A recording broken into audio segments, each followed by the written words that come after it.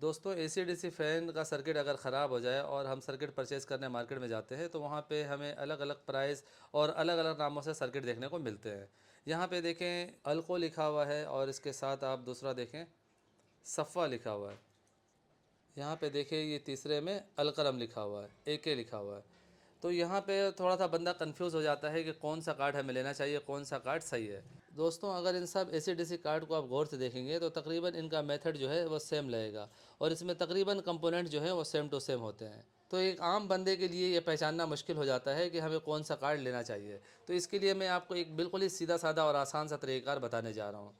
AC DC card के ऊपर चाहे कोई भी नाम लिखा हुआ हो, अल्को हो, अलकरम हो या ए टू जेड जो भी नाम हो, लेकिन उसके साथ एक चीज़ और लिखा होना चाहिए जो कि यहाँ पे लिखा हुआ इनफेल।